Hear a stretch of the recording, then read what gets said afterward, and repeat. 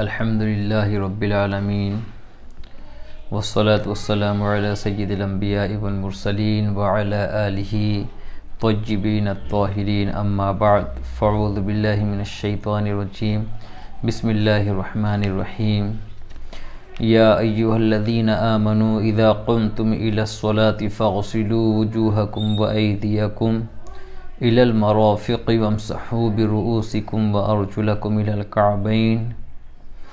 معزز سامعین اکرام و خواتین و حضرات، السلام علیکم ورحمۃ اللہ وبرکاتہ۔ میں امید کرتا ہوں کہ آپ سب خیریت سے ہوں گے۔ آج پھر میں آپ سب کے لیے ایک نئی ویڈیو لے کر حاضر ہوا ہوں۔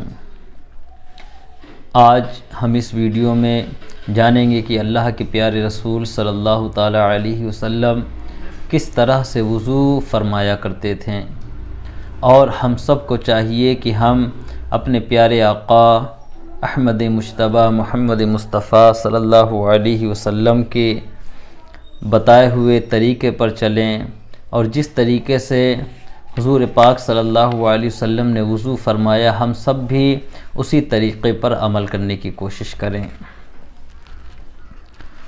آئیے اس سے پہلے ایک حدیث پاک سماعت کر لیں۔ حضرت ابو ہریرہ رضی اللہ تعالی عنہ اس حدیث کے راوی ہیں۔ مسلم شریف کی حدیث پاک ہے، کتاب الطہارت سے اسے نقل کیا گیا ہے۔ حضرت ابو ہریرہ رضی اللہ تعالی عنہ بیان کرتے ہیں کہ رسول اللہ صلی اللہ تعالی علیہ وسلم نے ارشاد فرمایا، جس کا ترجمہ یہ ہے، کیا میں تمہیں ایسی عبادت نہ بتاؤں جس سے تمہارے گناہ مٹ جائیں اور جس سے تمہارے درجات بلند ہو جائیں؟ صحابہ نے عرض کیا، کیوں نہیں یا رسول اللہ صلی اللہ علیہ وسلم؟ تو آپ نے ارشاد فرمایا، تکلیف کے وقت مکمل وضو کرنا، زیادہ قدم چل کر مسجد کی طرف جانا، اور ایک نماز کے بعد دوسری نماز کا انتظار کرنا، تم ان چیزوں کے پابند ہو جاؤ۔ میرے پیارے آقا علیہ الصلوۃ والتسلیم کے پیارے دیوانوں، اس حدیث میں تین چیزوں کو گناہوں کی بخشش کا ذریعہ اور سبب بتایا گیا ہے۔ نمبر ایک، تکلیف کے وقت اچھی طرح وضو کرنا۔ تکلیف کے وقت سے مراد کوئی ایسا مرحلہ ہو کہ وضو کرنا دشوار ہو، مثلاً ٹھنڈی کے موسم کہ اس میں بدن پر پانی بہانا دشوار ہوتا ہے۔ میرے پیارے آقا کے پیارے دیوانوں، اس حدیث میں تین چیزوں کو گناہوں کی بخشش کا ذریعہ اور سبب بتایا گیا ہے۔ نمبر ایک، تکلیف کے وقت اچھی طرح وضو کرنا۔ تکلیف کے وقت سے مراد کوئی ایسا مرحلہ ہو کہ وضو کرنا دشوار ہو، جیسے مثلاً ٹھنڈی کے موسم میں کہ اس میں بدن پر پانی بہانا دشوار ہوتا ہے۔ نمبر دو، مسجد کی طرف زیادہ قدم چل کر جانا، یعنی نماز کے لیے دور تک چلنا۔ نمبر تین، ایک نماز کے بعد دوسری نماز کا انتظار کرنا۔ یہ ایسے اعمال ہیں کہ اللہ عز و جل ان کی برکت سے گناہوں کو مٹا دیتا ہے اور درجات کو بلند فرماتا ہے، کیونکہ دنیا میں اللہ عز و جل نے ہمیں آزمائش کے لیے پیدا فرمایا ہے۔ دنیا ہمارے لیے آزمائش گاہ ہے، زندگی کے ہر موڑ پر ہمارا امتحان ہو رہا ہے، لہٰذا اللہ عز و جل کی رضا کے لیے اگر ہم تکلیف کے مرحلے میں بھی اس کی اطاعت و فرما برداری کی غرض سے اچھی طرح وضو کریں گے تو گویا ہم نے اس بات کا اظہار کیا کہ ہم نے اللہ کے حکم کے سامنے ہر حال میں اپنی گردن ڈالنے کے لیے تیار ہیں، گویا ہم اپنے امتحان میں کامیابی کی راہ پر ہیں، اور جب ہم دنیا کے امتحان میں کامیاب ہو جائیں تو انشاءاللہ آخرت میں بھی کامیابیوں سے ہمکنار ہوں گے۔ اللہ عز و جل کی بارگاہ میں دعا ہے کہ ہمیں اس کی توفیق بخشے، آمین۔ تو میرے پیارے آقا علیہ الصلوۃ والتسلیم کے پیارے دیوانوں، یقیناً اللہ تبارک و تعالی بندوں کے گناہوں کو بخشنا چاہتا ہے، اور اللہ تبارک و تعالیٰ کی رحمت ہمیشہ بہانہ ڈھونڈتی ہے۔ اگر بندہ ٹھنڈ میں، تکلیف میں، مصیبت میں اگر وضو کرتا ہے تو اللہ تبارک و تعالیٰ اسے اس کی اس نیکی کو یوں ہی ضائع نہیں فرماتا، اس کے اس کام کو یوں ہی ضائع نہیں فرماتا، بلکہ اللہ تبارک و تعالیٰ اس کے بدلے میں اس کے بہت سارے گناہوں کو معاف کر دیتا ہے اور اس کے نامۂ اعمال میں نیکیاں عطا فرماتا ہے، اور اللہ تبارک و تعالیٰ ایسے بندے کی مغفرت بھی فرما دیتا ہے۔ تو اس لیے ہم سب یہاں پر امتحان کے لیے آئے ہیں۔ یہ صرف ہمارا چند دنوں کا امتحان ہے کہ جس طریقے سے ہمارے آباء و اجداد اس دنیا سے چلے گئے، وہ بھی ایک نہ ایک دن پیدا ہوئے تھے، اور آج ہم بھی پیدا ہوئے ہیں۔ آج وہ قبر میں ہیں، کل ہم بھی قبر میں ہوں گے، ہماری آنے والی نسلیں قبر میں ہوں گی۔ دنیا میں انسان کا پیدا ہونا اس بات کا ثبوت ہے، اور اس دنیا سے جانا اس بات کا ثبوت ہے کہ کسی مقصد کے تحت اس دنیا میں ہم سب کو بھیجا گیا ہے۔ اللہ تبارک و تعالیٰ نے قرآن مقدس میں واضح طور پر فرما دیا، الذی خلق الموت والحیات لیبلوکم ایکم احسن عملا، کہ ہم نے زندگی اور موت کو اس لیے پیدا کیا تاکہ دیکھیں تم میں کون ہے جو بہتر عمل کرتا ہے، جو اللہ تبارک و تعالیٰ کی رضا کے لیے زندگی گزارتا ہے، اللہ تبارک و تعالیٰ کی اس دنیا میں رہ کر اطاعت و فرما برداری کرتا ہے۔ یقیناً جو لوگ یہ سوچتے ہیں کہ ہم بنا کچھ کیے ہم تو مسلمان ہو گئے، ہم نے کلمہ طیبہ پڑھ لیا، اب ہمیں نمازوں کی بھی ضرورت نہیں ہے، ہمیں کسی نیکی کی ضرورت نہیں ہے، بلکہ اللہ تبارک و تعالیٰ بخش دے گا، یقیناً وہ بخشنے پر قادر ہے، لیکن اللہ تبارک و تعالیٰ نے ہی ہمیں امتحان کے تحت اس دنیا میں بھیجا، آزمائش کے لیے اس دنیا میں بھیجا۔ تو اب ہم سب کی ذمہ داری بنتی ہے کہ ہم اللہ تبارک و تعالیٰ کی اطاعت کریں، اس کی فرما برداری کریں، اور اس دنیا میں اس طریقے سے رہیں جس طریقے سے ایک طالب علم جو ہے امتحان کے وقت سارا فوکس، سارا دماغ، ساری توجہ پیپر کی طرف رکھتا ہے تاکہ اسے بہتر سے بہتر نمبر مل سکے، بہتر سے بہتر طور پر وہ پاس ہو سکے۔ تو میرے پیارے آقا علیہ الصلوۃ والتسلیم کے پیارے دیوانوں، ہم سب کی ذمہ داری ہے کہ ہم اس بات کو سمجھیں اور اللہ تبارک و تعالیٰ کی اطاعت و فرما برداری میں اپنی زندگی کو گزارنا شروع کر دیں۔ اب آئیے ہم جانتے ہیں کہ اللہ کے پیارے رسول صلی اللہ تعالیٰ علیہ وسلم کس طریقے سے وضو فرمایا کرتے تھے۔ مسلم شریف کی حدیث پاک ہے کتاب الطہارت، جس کے راوی حضرت عثمان رضی اللہ تعالیٰ عنہ کے خادم حمران بیان کرتے ہیں کہ حضرت عثمان نے وضو کے لیے پانی منگوایا اور وضو کرنا شروع کیا۔ پہلے اپنی ہتھیلیوں کو 3 مرتبہ دھویا، یعنی یہ ہتھیلی ہیں ہماری، انہیں حضرت عثمان رضی اللہ تعالی عنہ نے 3 مرتبہ دھویا، یعنی 3 مرتبہ اس ہتھیلی کو اور 3 مرتبہ پھر اس ہتھیلی کو، پھر کلی کی اور ناک میں پانی ڈالا، پھر اپنے چہرے کو دھویا، پھر دایاں ہاتھ کوہنیوں تک 3 بار دھویا، پھر اسی طرح بایاں ہاتھ بھی جو ہے 3 بار دھویا، پھر اپنے سر کا مسح کیا، پھر دایاں پیر ٹخنوں تک 3 بار دھویا، پھر اسی طرح بایاں پاؤں 3 بار دھویا۔ پھر انہوں نے کہا کہ جس طرح میں نے وضو کیا ہے اسی طرح میں نے رسول اللہ صلی اللہ علیہ وسلم کو وضو کرتے ہوئے دیکھا ہے۔ وضو کرنے کے بعد رسول اللہ صلی اللہ علیہ وسلم نے فرمایا، جو شخص میرے اس طریقے کے مطابق وضو کرے، پھر 2 رکعت نماز پڑھے اور دوران نماز سوچ وچار نہ کرے، تو اس کے تمام پچھلے گناہ معاف کر دیے جاتے ہیں۔ ابن شہاب نے کہا، ہمارے علماء کہتے ہیں کہ نماز کے لیے جو وضو کیے جاتے ہیں ان سب میں یہ کامل ترین وضو ہے۔ تو میرے پیارے آقا علیہ الصلوۃ والتسلیم کے پیارے دیوانوں، ہمیں اس حدیث پاک میں پورا وضو کا مکمل طریقہ مل گیا۔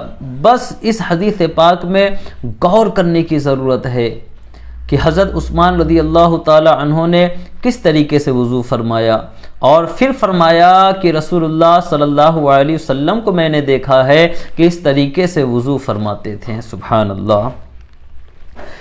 سرکار دو عالم صلی اللہ علیہ وسلم کو اللہ عز و جل نے تعلیم امت کے لیے مبعوث فرمایا۔ انہوں نے ہمارے سارے معاملات میں شرعی احکام کی تعلیم فراہم کی ہے۔ آپ نے خود وضو کر کے دکھایا اور فرمایا کہ جو شخص اس طرح کرے پھر اس کے بعد نماز پڑھے تو اللہ تعالیٰ اس کے تمام گناہ معاف کر دیتا ہے، جو اس نے اس نماز سے پیوستہ دوسری نماز کے درمیان کیے تھے۔ یعنی ایک نماز سے لے کر دوسرے نماز کے درمیان جو بندے سے گناہ صغیرہ سرزد ہوتے ہیں، اللہ تبارک و تعالیٰ وضو کرنے اور نماز پڑھنے کی برکت سے ایک نماز سے دوسری نماز کے درمیان ہونے والے گناہوں کو معاف فرما دیتا ہے۔ علامہ یحییٰ بن شرف نووی لکھتے ہیں کہ دیگر حدیث میں 5 نمازیں ان کے درمیان ہونے والے گناہوں کے لیے کفارہ ہے۔ ایک جمعہ سے لے کر دوسرے جمعہ تک جمعہ کی نماز کفارہ ہے، اور ایک رمضان سے دوسرے رمضان تک رمضان کفارہ ہے۔ سبحان اللہ۔ اب سوال یہ ہے کہ جب وضو سے گناہوں کا کفارہ ہو گیا تو نماز سے کس چیز کا کفارہ ہوگا؟ اور جب 5 نمازوں سے کفارہ ہو گیا تو جمعہ کی نماز سے کس چیز کا کفارہ ہوگا؟ اور جب جمعہ سے کفارہ ہو گیا تو رمضان سے کس چیز کا کفارہ ہوگا؟ اسی طرح عرفہ کے دن روزہ بھی 2 سال کے گناہوں کا کفارہ ہے۔ سبحان اللہ۔ اور عاشوراء کا روزہ 1 سال کا کفارہ ہے۔ اور جب کسی شخص کی آمین ملائکہ کی آمین کے موافق ہو جائے تو اس کے تمام پچھلے گناہوں کی مغفرت ہو جاتی ہے۔ سبحان اللہ۔ اس سوال کا علماء نے یہ جواب دیا ہے کہ یہ تمام عبادات گناہوں کا کفارہ ہونے کی صلاحیت رکھتی ہے۔ اگر اس کے صغیرہ گناہ ہو تو ان سے مغفرت ہو جاتی ہے، اور اگر اس کے صغیرہ اور کبیرہ گناہ نہ ہو تو اس کی نیکیاں لکھ دی جاتی ہیں اور اس کے درجات بلند کر دیے جاتے ہیں، اور اگر صغائر نہ ہوں اور کبائر ہوں یعنی بڑے گناہ ہوں تو اس کے کبائر میں بھی تخفیف کر دی جاتی ہے۔ سبحان اللہ۔ ہمارے علماء کرام نے کتنی پیاری بات بیان فرمائی کہ کوئی یہ نہ سوچے کہ ایک نماز دوسری نماز کے لیے کفارہ ہو جاتی ہے تو اب ایک روزہ دوسرے روزے تک کفارہ، ایک جمعہ کی نماز دوسرے جمعہ کی نماز تک کفارہ۔